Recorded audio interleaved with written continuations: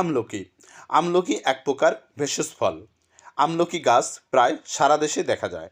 এটি প্রধানত Bangladesh, Sri Lanka, Thailand, Bharat, Pakistan, Syria ইত্যাদি দেশে চাষ করা হয়।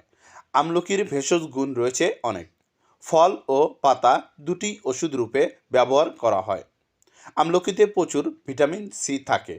পুষ্টিবিজ্ঞানীদের মতে আমলকিতে পেয়ারা ও কাগজি লেবুর চেয়ে 3 গুণ ও 10 গুণ বেশি ভিটামিন সি রয়েছে।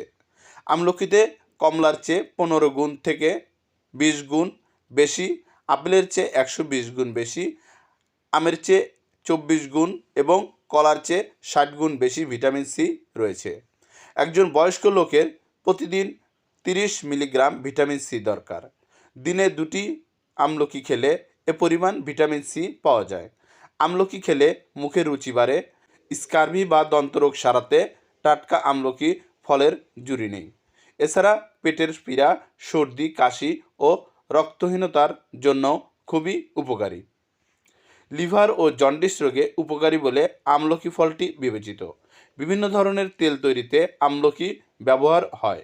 কাঁচা বা শুকনো আমলকি বেটে একটু মাখন মিশিয়ে মাথায় লাগালে খুব তাড়াতাড়ি ঘুম আসে। কাঁচা আমলকি বেটে রস প্রতিদিন চুলে লাগিয়ে 2-3 ঘন্টা রেখে দিতে হবে।